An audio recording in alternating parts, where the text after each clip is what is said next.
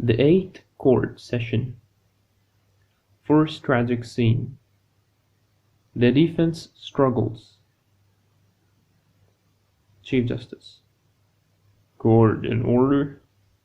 The defense, you have submitted a motion to the court requesting to invalidate this trial and claiming that the prosecution has exceeded their limits in presenting their case, which has caused an irreversible damage and a great effect on the jurors that cannot be repaired. I ask that you specify in writing these limits which has been exceeded, so that we look into it. I request that you submit that today so that it doesn't interrupt the procession of the trial. And if you have any other motions, please also submit that by the end of the day. And now, are you and the defense team ready? Defense. Yes, Your Honor. But first, I would like to clarify the reason behind our request for invalidating and nullifying this trial, since the harm had happened cannot be fixed. Chief Justice. No. Present everything you want to say along with your written motion to the court, and we will look into it. No need to waste the court time as well as the time of the respected jurors. Don't forget that they are sequestered, and we don't want to lengthen that burden on them. So if you are ready to rebut the prosecution case, you may proceed now. Defense. Yes, Your Honor. Dear respected judges and jurors, in the last court session, the prosecution went into a long review of details relating to the events which led to the killing of al-Hussein, and he intentionally used a smart, well-directed, dramatic theater presentation to influence you. If we also used this method to describe what usually happens in any battlefield, past or present, you will surely be shocked and emotionally impacted. Indeed, it is typical for a battlefield to result in tragedies and death, and the military soldiers recognize that very well. Once the battle begins, the soldiers forget themselves and only preoccupy themselves with the desire of survival of the fittest, anger, killing, and lack of compassion, because once they have compassion, their enemy will not have mercy on them. So the whole matter at that moment is either to kill or be killed. So why give the whole matter more than what it deserves? The soldier only carried out the orders of their commanders, and the commanders were obeying the orders of the governor, and the governor was obeying the orders of the caliph, and the caliph, according to his understanding, wanted to maintain the unity of the Muslim nation and avoid mischief or fitna. And if al-Hussein remained in al-Medina or Mecca and didn't go out to Iraq, no one would have harmed him due to his high position in the hearts of the Muslims. To prove my words, I present to you this document, which was a will written by Muawiyah ibn Abi Sufyan when he was on his deathbed to his son Yazid, the first defendant, as it was cited in Maqtal al-Hussein by al-Khwarizmi. Muawiyah said in his will to his son Yazid the following: As for Hussein ibn Ali, O Yazid, what can I say to you about him? Do not harm him, and be lenient with him. Let him go wherever he wants and don't bother him. Threat and yell, but don't hurt him. Confront him openly, or fight him by sword, nor strike him with a spear. Rather, give him bounties, bring him closer to you, and respect him. My son, beware that you meet Allah with his blood on your hands, or else you will be from the losers. For Ibn Abbas has narrated to me that Rasulullah, peace be upon him, at the time of his death, hugged al-Hussein to his chest and said, He is the good of my nation, the righteous one of my household, and the best of my progeny. May Allah not give blessings to he who does not treat him good after me. Then the Prophet added, O Hussein, your killer and I will meet at the day of judgment in front of Allah, and I will be the adversary on your behalf. I am very lucky that Allah made me a plaintiff to your killers on the day of judgment. O Yazid, this is the narration of Ibn Abbas, and I narrate to you that the Prophet has said, "One day my beloved Jibril came to me and said, 'O Muhammad, your nation will kill your son, Al-Hussein, and his killers is the cursed one of this nation.' And the Prophet also cursed the killer of Al-Hussein numerous times. So beware that you bother or harm him, for he is the beloved of the Messenger of Allah, and he has a great right upon you. You did see how I used to have patience with him during my lifetime, and I gave him my neck out of submission, even though he confronts me with bad talk which hurts me. But I do not respond to him and cannot do anything to him, since he is the only progeny of the Prophet on this earth. I have done my job in warning you."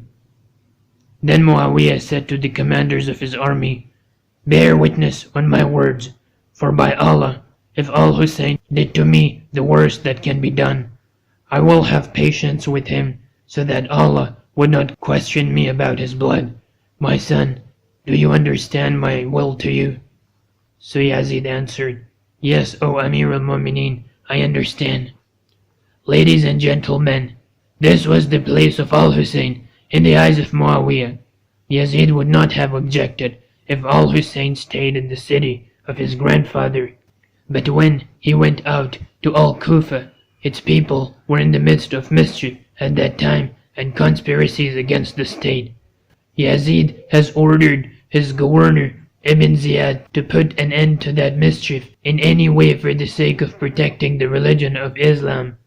This is how the events have started until it ended, but I assure you that no one intended for the whole matter to end up in this tragic way.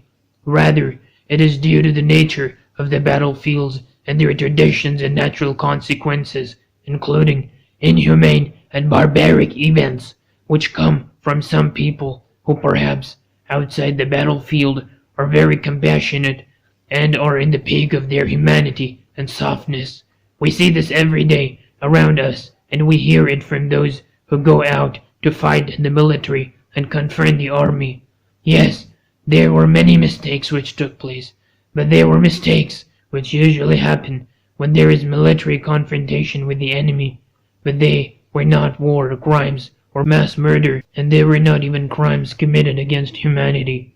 The presence of women and children in the place of confrontation in the battlefield, without a doubt, exposes them to harm and serious casualties. Here, it is difficult to say that this killing is intentional, or by mistake, or by chance.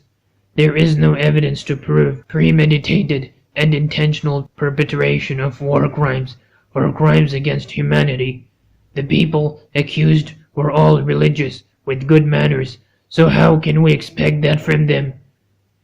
None of the 5 defendants had the intention of killing Al-Hussein. Rather, they wanted to stop the mischief or fitna. Before the start of fighting, they requested from him to give his pledge of allegiance to Yazid and to end this conflict. But the matter escalated till it reached the point of military confrontation, and then whatever happened has happened. So I ask you, respected judges and jurors, not to judge with your hearts and emotions, but with your minds. Is there any real strong proof without reasonable doubt that war crimes or mass murder or crimes against humanity were committed intentionally in the battlefield? And I repeat, intentionally. As for the things taking place accidentally or randomly due to the circumstances of war, that is not considered to be war crime or mass murder or crimes against humanity, which are required for them to be done intentionally and premeditated without any doubt, such that these 5 innocent ones represented by the dummies in front of you would be judged as guilty beyond reasonable doubt. Let us leave the judgment to the divine Creator, whom they are now in his hands, for he is more capable in knowing their true intentions and their inner selves. There is no benefit behind this trial, and all these great, huge costs. There are many other things which deserve our attention, much more than this case. Thank you, Your Honor. Chief Justice, Thank you, Mr. Lawyer. Mr. Prosecutor, would you like to respond to the defense rebuttal? Prosecutor: Yes, of course, if you allow me to, Your Honor. Chief Justice: Go ahead, Mr. Prosecutor, the podium is yours.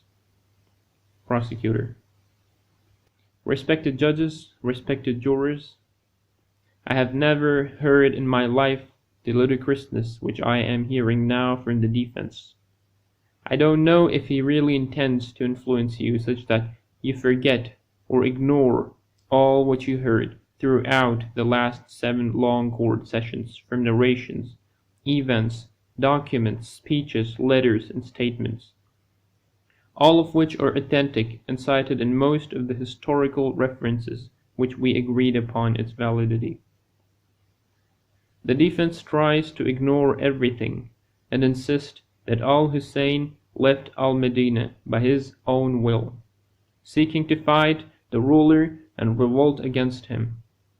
By that, the defense is ignoring all what we presented from documents cited in the Muslim history books, which clearly indicates without any doubt that al-Hussein was forced to leave, and did not leave out of his own free will.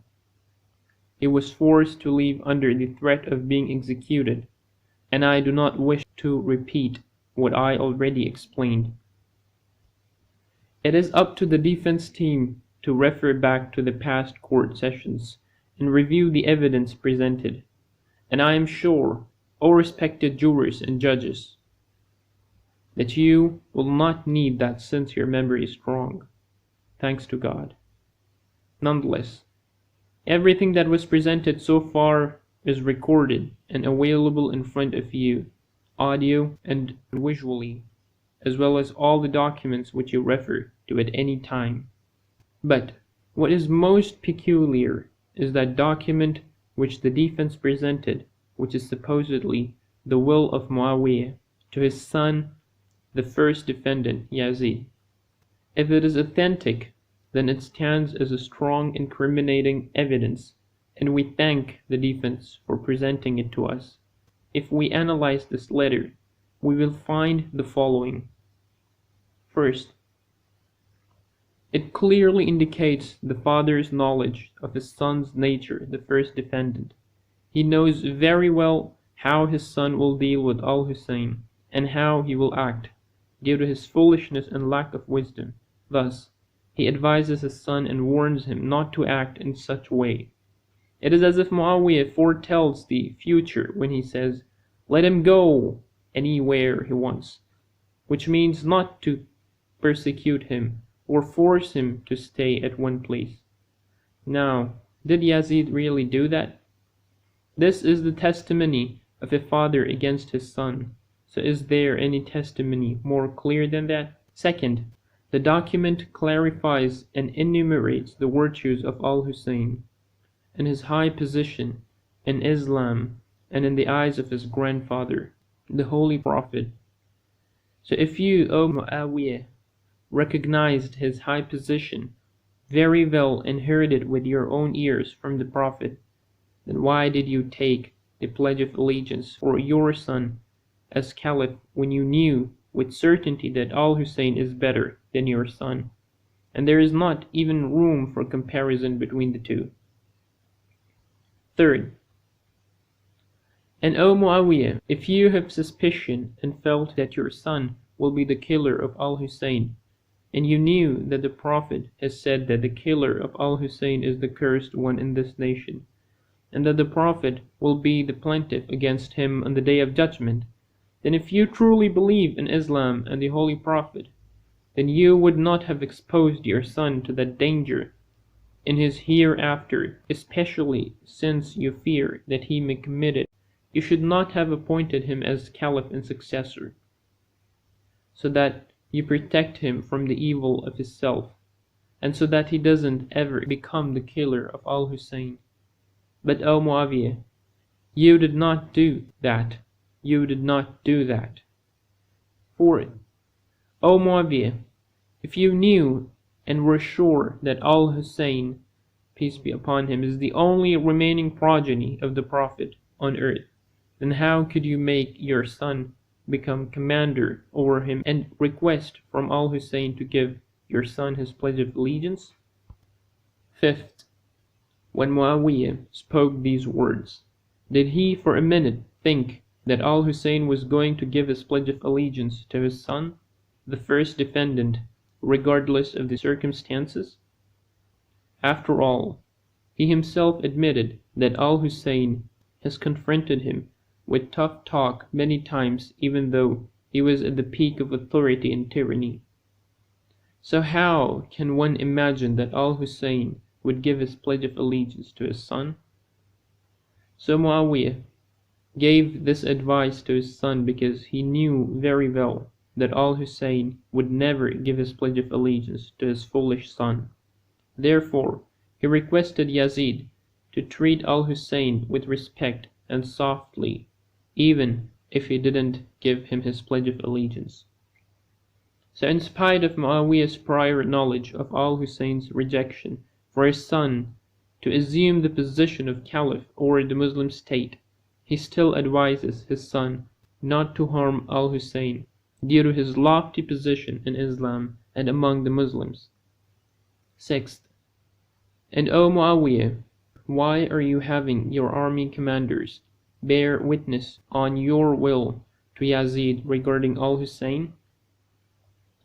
Unless you knew certainly that your son will not follow your advice or carry out your will. Rather, he will step on it with his feet even before you enter your grave. Hence, you want to vindicate yourself from what your son will commit by having witnesses.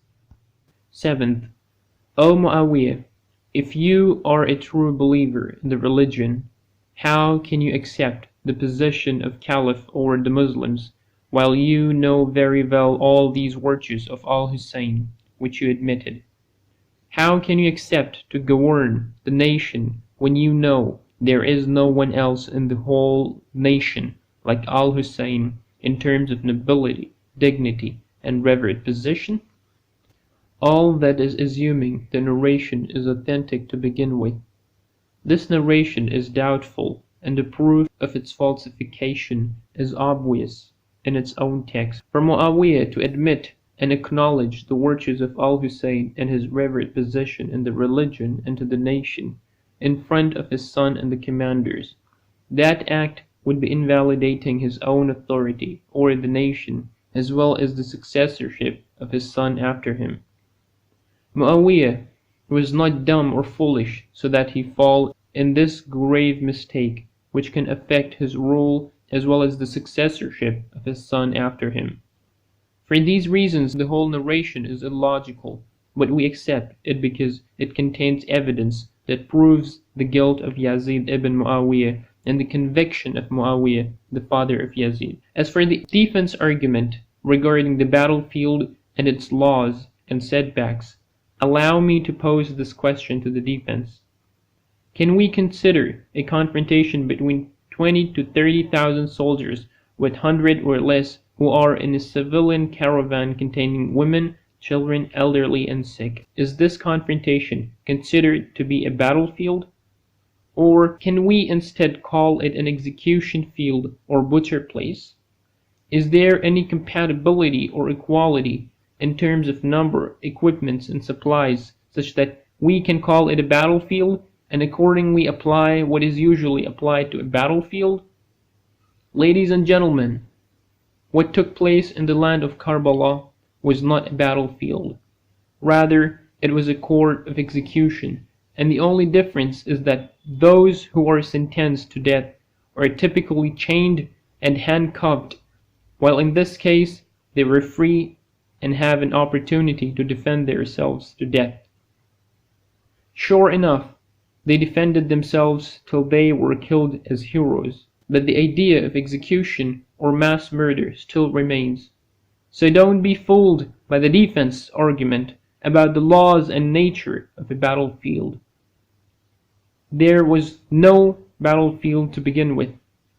If a gang of 200 armed gangsters stabbed 3 persons for robbing them. Then the 3 victims defended themselves till they were all killed. Shall we then call that a battlefield?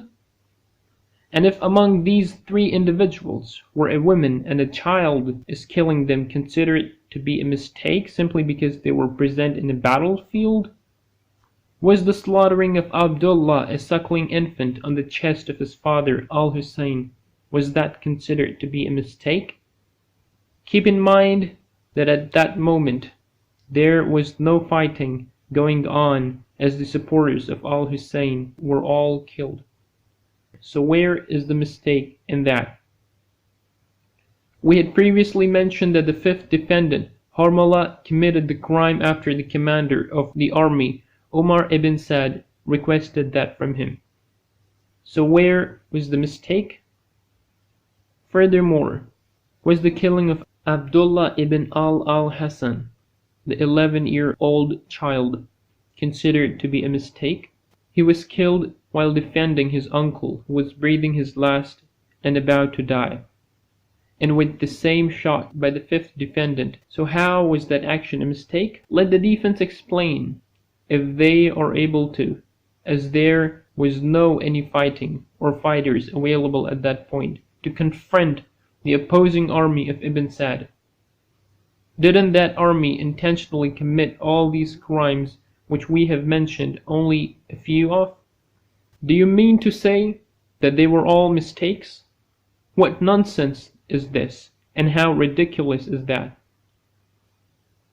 Moreover, was the killing of the injured Al-Hussein a mistake and not unintentional? Here is Ibn Sa'd saying to his soldiers, "Go to him and finish him up." So they carry out that heinous crime on an injured man who is about to die, instead of giving him a sip of water and treating him for his injuries if possible. Were in all these events war crimes and mass murder and crimes against humanity? If it is not, then what exactly do we call them? Mistake? Accident? Random? The defense wants you to believe all that and disregard your intellect, memory, and human logic. No way that this would happen unless we choose to abandon our humanity and leave our minds behind us and follow whatever the defense says without thinking. Surely, all of the proofs and evidences for the conviction of the 5 defendants in committing war crimes and mass murder and crimes against humanity are clearly present in all the events and authentic documents and statements we presented, which you may refer to them. Now let's address the claim that the 5 defendants are now facing divine justice. Our goal is to either we vindicate or convict them in this world using our human logic and court system, while giving the defendants all their rights as we are doing now. The divine justice in the hereafter does not replace or suffice the human justice in this world. Otherwise, why are we placing the serial killers, criminals, robbers under a trial, despite our knowledge that they will never escape divine justice? The benefit of this trial is great and imperative in establishing human justice on earth, without which there is no value or meaning for the presence of any human civilization on this planet. In the animal world, there is only divine justice present and no animal justice, and that is a big difference between humans and animals. So we seek the establishment of justice as human and bring the rights for the oppressed and the victims, whether in the past or present. By successfully achieving justice, even if, after a big time span, mankind proves its dignified human values and foundations, and it escalates as its creator desired for it to be. Thank you, Your Honor, Chief Justice. The defense team, would you like to rebut the prosecution's argument? Defense. No, thanks, Your Honor. Chief Justice. So, the court will be in recess for a half hour. Court is dismissed. Second tragic scene. The horrifying scene. Chief Justice. Court is now in session after the break. Mr. Prosecutor, are you ready to continue presenting the rest of your evidence? Prosecutor. Yes, Your Honor. Chief Justice. You may begin and the podium is yours. Prosecutor. Your Honor, respected judges and jurors, after the hero of Karbala fell down as a martyr, drenched in his blood, suffering from his numerous injuries, and after the men and youth and his family, as well as his companions and supporters, were martyred, and after his head was chopped and raised on a spear to announce the end of his heinous mission, and all that, the horrifying scene began. The victorious army under the commandership of the third defendant and by direct order from the fourth defendant proceeded towards the camp of Al-Hussein the martyr. The tents which sheltered the women, children, the sick, and contained their personal belongings were attacked. The soldiers started looting and plundering everything as they competed, and robbing the women of the Prophet's household of their clothes and accessories. It was to the point that a woman, according to Al-Tabari, would be looted from her veil, her ring, her earring, and her bracelet, such that those women ran away without head covering and in tears. Ladies and gentlemen, you can very well imagine this horrendous scene in which the huge army consisting of thousands were attacking, looting, and hitting women who no longer have a guardian or protector. Then they set the tents on fire, which terrorized the children and women, and every one went out running in every direction out of fear of the fire, which started to spread quickly everywhere. All that happened in front of the third defendant, the commander of the army, who was doing nothing to intervene and to stop this horrendous scene. Doesn't this scene represent a war crime with all its conditions and represent a crime against humanity? Finally, the soldiers reached Ali ibn al-Hussein, peace be upon him, who was the only one left from the sons of al-Hussein, since he was very ill and could not participate in fighting. They found him bedridden, so the fourth defendant, al-Shimr, took out his sword, wanting to kill this young man. As it is cited in Tarikh al-Tabari, someone said to him, "Are you going to kill the boys too? He is only a sick young man." So Shimr responded, "Ibn Ziyad has ordered to kill all the sons of al-Hussein." Ladies and gentlemen, here the fourth defendant, al-Shimr, confesses that his master and second defendant issued the orders of his army not to kill al-Hussein, but also to kill his sons, big or small, without any exception. This happened before the confrontation even started. So was there any sincere intention or serious attempt to negotiate peace and avoid fighting? Wasn't it a premeditated intention to get rid of al-Hussein and his sons, and all of his progeny of the Prophet of Islam, whom the defense claim that this army went out fighting al-Hussein and his companions out of obedience to the religion which that Prophet came with?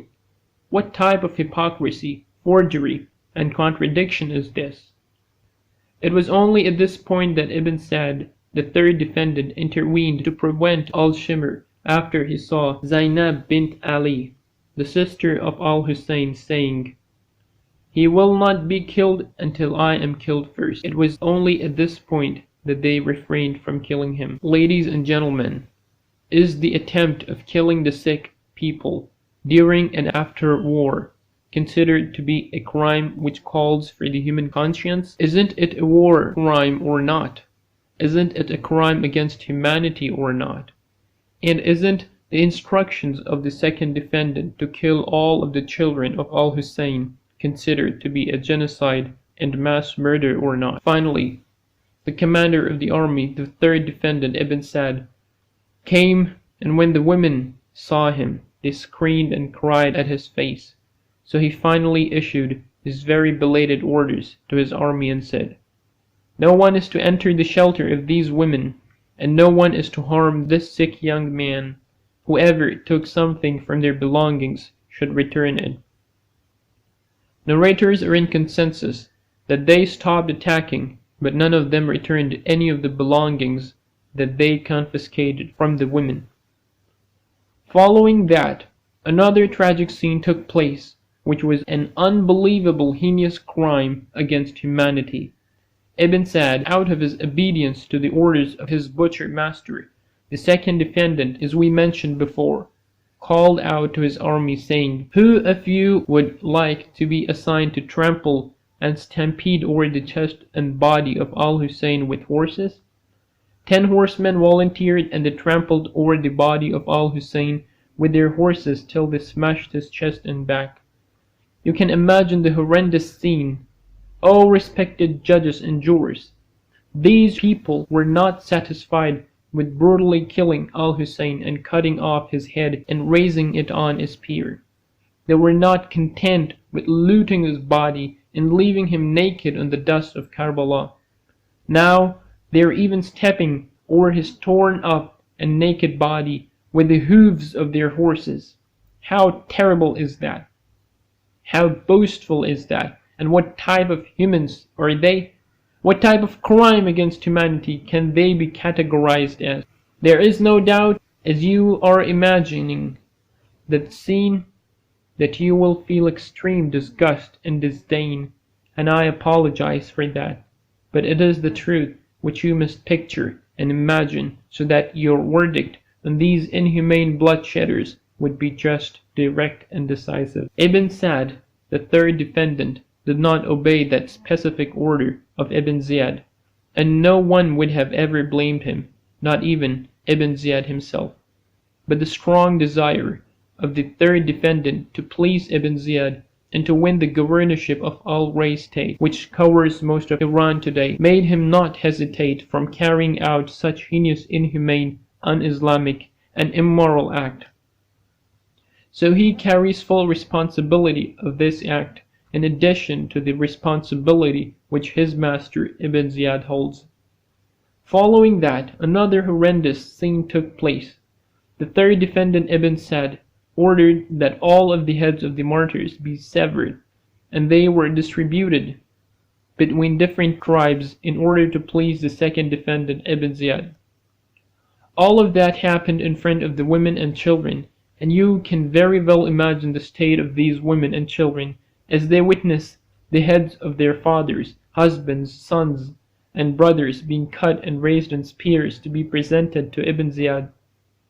Ladies and gentlemen, can you imagine how much pain, suffering, and grief affect the hearts of these orphan children and widowed, grievous, devastated women in the midst of that barren desert and the land of Karbala?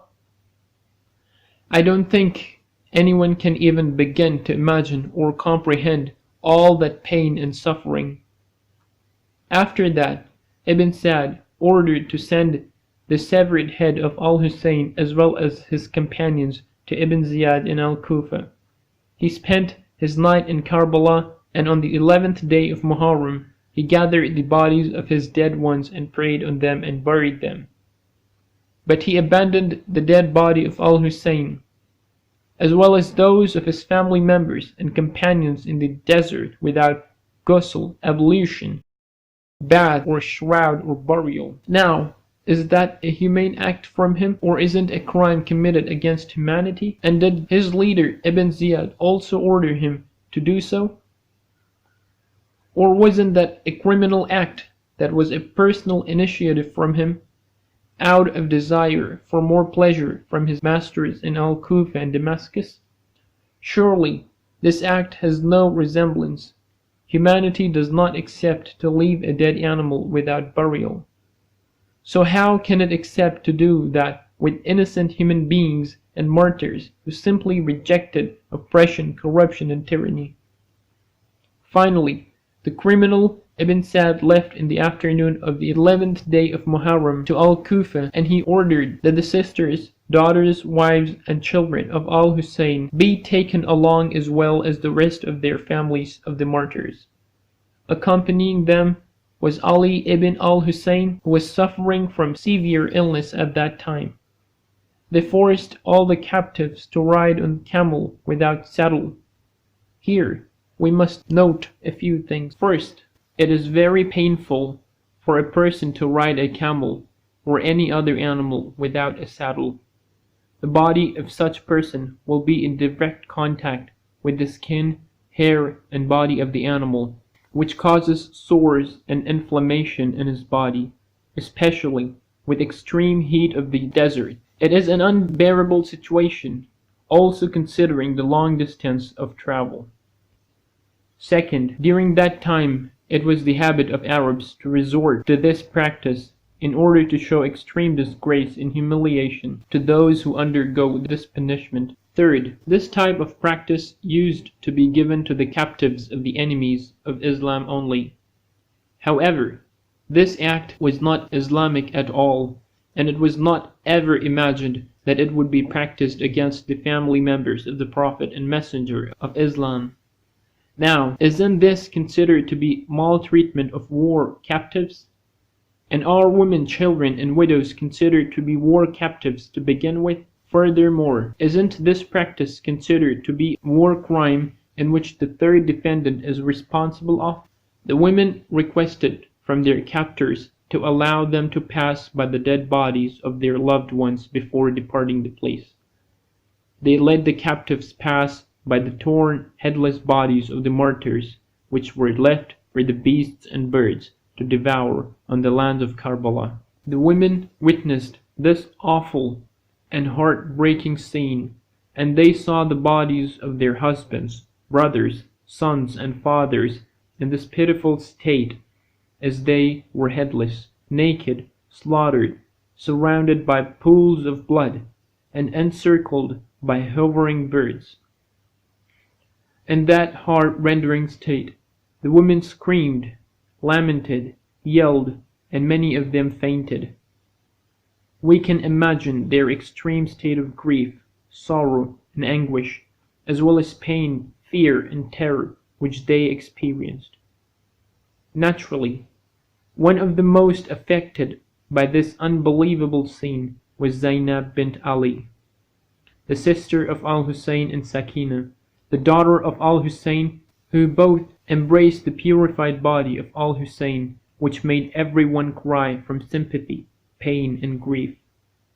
The soldiers had to strike Zainab with the whip by direct orders from the fourth defendant al-Shimr, to force her to abandon the body of al-Hussein, and they dragged her away. Ladies and gentlemen, is that a humane act? Or is it a barbaric and aggressive behavior committed against the mourning and grievous women whose hearts were broken from the loss of their loved ones?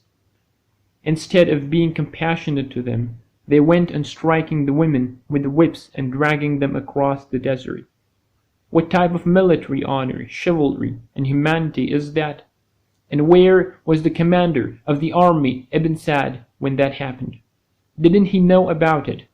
If he didn't know, then shame on him. And if he knew, he was responsible for all the behaviors of the fourth defendant and the suffering of those civilians in captivity, in addition to the responsibility of the fourth defendant himself. The army of Ibn Sa'd drove the women of the Prophet's household as captives, who were led in the worst of conditions till they reached Al-Kufa, where the people came out to stare at them. When the common people realized what was done to the household of their Prophet, they went on wailing, crying, and lamenting. As we mentioned before, it was known that the city of Al-Kufa was the homeland of Shi'ism and support to the household of the Prophet of Islam before it turned on its back 180 degrees due to the pressure and terror of the second defendant, Ibn Ziyad. When the people of Al-Kufa surrounded the caravan of the captives of the household of the Prophet, and they were in awe of what they witnessed, the sister of al-Hussein, Zainab bint Ali, delivered a great historical speech which I would like to recite to you, and include it to the record, as well as the sermon of Ali ibn al-Hussein al-Sajjad. Defense. I strongly object, Your Honor. These speeches have nothing to do with the indictment of the 5 defendants. All what is meant from it is only to inflame the emotions of the judges and jurors against the defendants. Keep in mind that these speeches were directed to and against the people of Al-Kufa, and the people of Al-Kufa are not the ones who are being tried in this court. So what is the point of wasting the court time by presenting these speeches? Your Honor, the second, third, and fourth defendants have denied that the people of Al-Kufa have sent to Al-Hussein inviting him. These speeches contain a response to them with clear proof and evidence. Furthermore, the defense team is trying to portray Al-Hussein as the one who revolted against Yazid. But these speeches testify that Al-Hussein was forced to leave and that he sought refuge in Al-Kufa, escaping Yazid, after its people invited him and promised to protect and support him. Then they broke their promise and changed their loyalty. Furthermore, these speeches portray the frustration of the household of the Holy Prophet from the people of Al-Kufa, which confirms the severity of the oppression that the second defendant practiced against the people of Al-Kufa, to the point that he transformed them from a supporter of Al-Hussein to a soldier in his army. So this is also a strong evidence of the crimes of the second defendant, Ibn Ziyad. Chief Justice. Objection overruled, and I would like to direct the attention of the judges and jurors to focus their attention in these speeches only on what can incriminate the 5 defendants or what can vindicate them from the charges, putting aside the emotional reaction. You may proceed, Mr. Prosecutor. Prosecutor. Thank you, Your Honor. Ladies and gentlemen, we start by presenting the speech of Zainab bint Amir al-Mu'mineen, Ali ibn Abi Talib, the sister of Al-Hussein. She signaled to the grievous and lamenting crowd to be quiet, so there was pin-drop silence, as it is narrated in the most of the references which we previously referred to after praising Allah and praying on Prophet Muhammad and his household. She then said, O people of Al-Kufa, you are the companions of treason and betrayal. Do you weep? May your tears never dry, and may your cry never stop. You are like she who unravels her yarn, disjoining it into thin filament after she has made it strong. You take your oath as means of deceit between yourselves. Verily, you only own cowardliness, false pride, obstinance, hypocrisy, deceit, flattery, and backbiting. You are like a herd of lambs that came to bad grassland to eat. What a bad deed you present to yourselves, which will incur Allah's wrath upon you and eternal torture. Do you cry and wail? May Allah make you weep a lot and laugh little. You did carry all the shame and the disgrace on your shoulders, and you will never be able to wash that away from yourselves. And how can you ever wash away the killing of the grandson of the seal of prophets, and the master youth of the paradise, your protector and your shelter in times, your lighthouse and the best on your tongues? What a wrong you committed! Woe to you! Your effort has failed. Your hands have perished. Your deal is lost, and you gain only the anger of Allah, indignity and humiliation. O people of Kufa, woe be to you! Do you know which blood of the messenger of Allah you have shed? Which female related to him you have captured? And which sanctity for him you have violated? Indeed, you have put forth a monstrous thing. Might the heavens be broken down in front of it, and the earth cleaves, and the mountains fall in fragments. Surah 19, verse 89 to 90.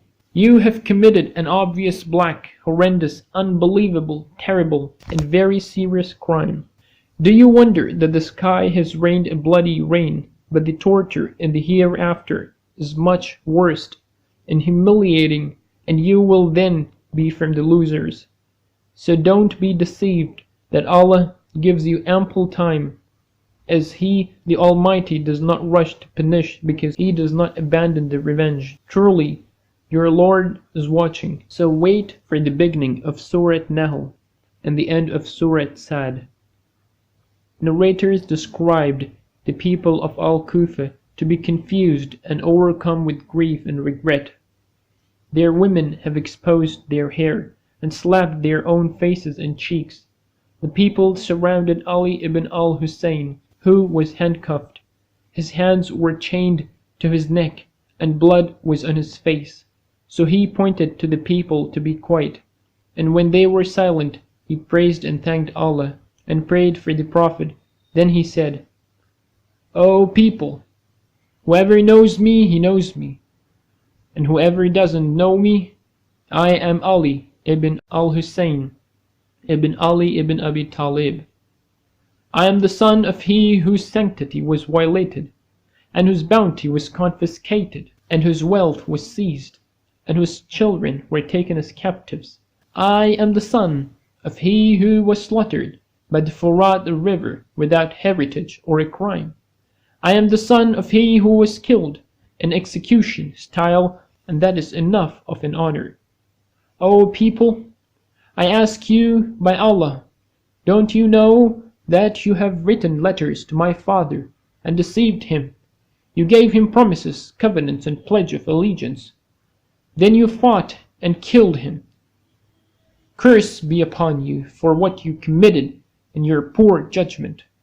With what face will you meet the Prophet when he says to you, 'You have killed my progeny and have violated my sanctity, so you are not from my nation?'"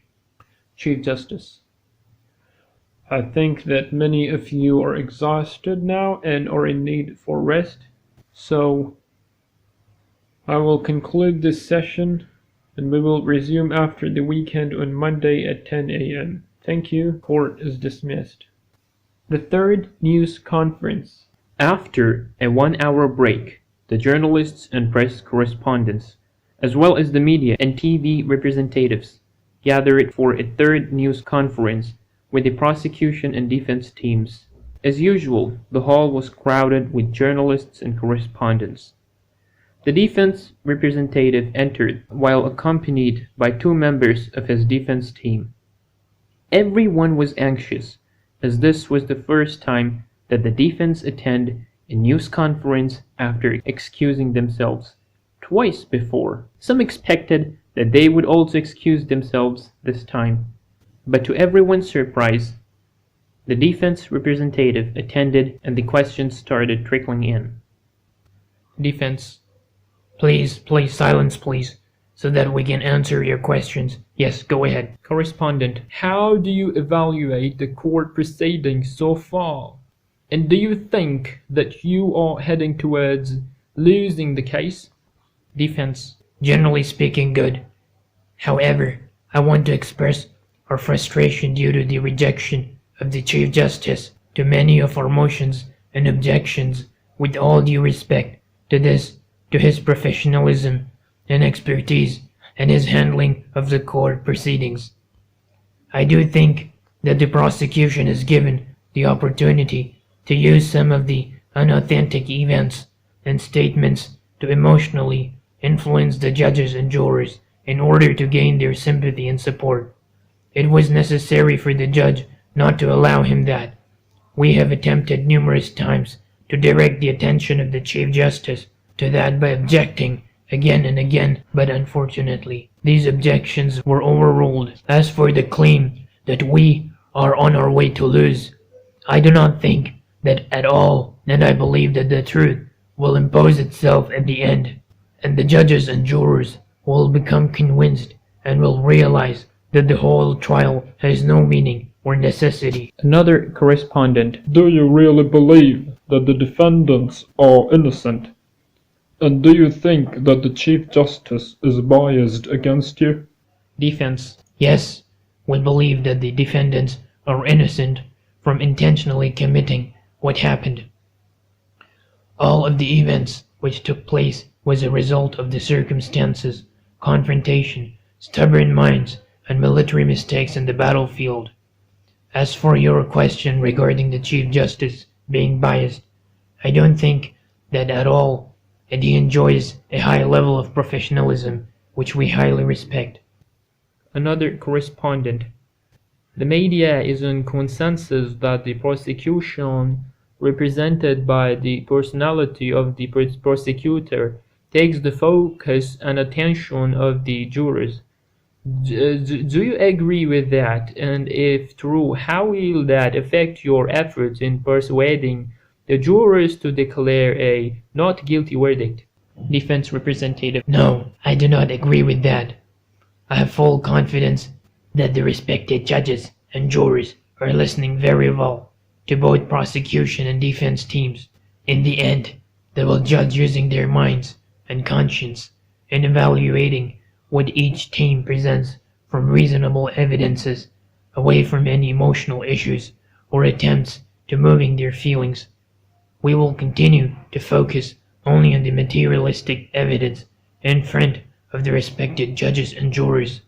The burden is on the prosecution to prove the charges against the defendants without reasonable doubts. Correspondent. Sir, the evidence presented so far proves and incriminates the 5 defendants without any doubt, and proves their participation and involvement in committing war crimes and mass murder and crimes against humanity. So how will you face all these evidences in the courtroom? Defense reply. I totally disagree, because all of these evidences are not authenticated and are just historical narrations that are conflicting with each other. At least 50% of doubt is present, and that is enough for a not guilty verdict. If that doubt reached only 1%, the jurors should still issue a not guilty verdict. We will try to clarify and prove this point in front of the jurors to convince them about the innocence of the defendants from the crimes and the grave charges which they are facing. Correspondent. So far, how do you evaluate the idea of past historical trials, being that this trial is considered to be the first of these types of trials? Defense. I regret to say that this experience is not encouraging, as the job of prosecution and defense in these cases are very difficult. The further away in history the cases from the present time, the more challenging the mission due to lack of availability of evidence to incriminate or vindicate, and also due to the many doubts which accompany these evidences. However, the idea that justice does not disintegrate with time is valid, and we support it 100%. Verily, supporting the oppressed is from the foundations of our religion. However, we believe that the just God alone is the one who establishes justice, since he is knowledgeable of the whole truth. There will be a day of judgment in the hereafter, where Allah subhanahu wa ta'ala will take the rights of every oppressed, and every oppressor will pay the price of his oppression and transgression. I will stop here. Thank you. The defense team quickly leaves the hall, and after about 10 minutes, the prosecutor entered, accompanied by 2 of his team members, and they were surrounded by journalists. He requested from them all to be seated, and he took his place at the podium and said, "Prosecutor, due to shortage of time, I will only take 3 questions, and I apologize to all of you for that. Go ahead." Correspondent. How do you respond to the accusation of the defense against you that you attempt to influence the jurors emotionally by presenting some of the details which are not authenticated, and that the Chief Justice allows you to do so? This is a totally false accusation, Rather, the defense ignores the nature of the case, which is 100% humanitarian and tragic. For that reason, we are in this trial and we place the defendants on trial for committing crimes against humanity and war crimes against civilians and children, as well as mass murder. In all of these crimes, you cannot separate the humanitarian aspect from the criminal aspect, for they are both two sides of one coin. As for the claim that we present is not confirmed or authenticated evidence, there is left for the respected judges and jurors to decide, and thank God that this decision is not left for the defense. The jurors and judges are the ones who will finally deliberate and decide if the events and evidences which we presented are enough to convict the defendants or not. As for the Chief Justice of the court, he is surely distinguished by his great expertise and respected personality. Many times he restricts us from saying what we want in front of the jurors.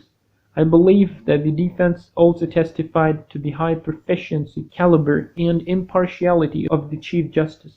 News correspondent: how do you explain or justify the overturn of the people of Al-Kufa against the household of their prophet? Even though the Kufans themselves were their supporters and followers, how did that matter change in that way, while we have seen later their regret after they witnessed the captives and the women of the prophet's household confined in chains, and they realized the evil that they have committed? There are many reasons for that. The most important are the following: the high level of oppression and persecution which the authority of Ibn Ziyad practiced on the people of Al-Kufa. He targeted the leaders of the true Shias, supporters of Al-Hussein. This was particularly true after his success in putting down the revolt of Muslim Ibn Aqil and killing him. The people feared a lot from his tyranny and were forced to go out and fight against Al-Hussein, although most of them were reluctant. The presence of hypocrites among the Kufans was a factor. They took part in the mischief against the government of Amir al-Mu'minin Ali ibn Abi Talib, and were the direct reason behind the widespread of the rebellion of Muawiyah ibn Abi Sufyan against the legitimate leader, and later the tragic assassination of that legitimate leader, Caliph Imam Ali. These hypocrites assisted Ibn Ziyad in getting rid of the supporters of Al-Hussein, and they were the only ones who directly coordinated and led the fighting and killing of Imam al-Hussein. The presence of Al-Khawarij, the outlawed, in Al-Kufa as well as in the tribes surrounding it was another major factor. Those people harbored extreme animosity to the household of the Prophet and the progeny of Ali ibn Abi Talib, whom they considered to be the cause of their defeat in the Battle of Al-Nahrawan. So they took this opportunity and saw in Karbala the place to take the revenge from the Alawi family, as it was the custom of the Arabs to take vengeance of previous losses. Shimr ibn Dhul-Jawshan, the fourth defendant, was among those Khawarij, as well as Shebt ibn Rabi and Muhammad ibn al-Ash'at, and many others who directly participated in the killing of al-Hussein and his companions. The widespread of extreme religious ignorance in the tribes and clans played a major role too. The hostile propaganda against Ahlul Bayt, the household of the Prophet, which became widespread in the state all throughout the era of the Caliphate of Muawiyah ibn Abi Sufyan, which continued for about 20 years. This led to the appearance of a new generation of youth who has been raised on the hatred and animosity towards the family of the Prophet. They were led to believe at a young age that the Prophet's household were a source of mischief, and so one must get rid of them in order to stabilize the state, and that this is a religious duty. The presence of grudges and animosities in many of the tribes in Al-Kufa and its surrounding area toward Imam Ali ibn Abi Talib, who killed many of their leaders, chiefs, and known warriors in the battles of Jamal, Siffin, and Nahrawan, in addition to the battles he fought beside the Prophet. These tribes would seek vengeance and wait for the right opportunity to take revenge from the household of Imam Ali. The Caliph Yazid ibn Muawiyah, the first defendant, used to take pride in his poetry after Karbala that he took revenge for his infidel chief and ancestors who were killed by Muhammad and Ali on the day of Badr. Then we can very well imagine the feelings of these tribal members, as many of their nobles and sons were killed by the hands of Ali too. In fact, there were also Muslims who participated in Siffin, Jamal, and Nehruvan against Imam Ali. Correspondent: do you have more incriminating evidence to present, and when do you expect to conclude your case? Prosecutor: we are quickly approaching the end, but I cannot give you an exact time because that depends on many factors which are not in our hands. For example, the defense response, the legal proceedings and official holidays, etc. But I assure you that the end of the prosecution case is very near. Thank you all, and see you next time, God willing. Salam to everyone.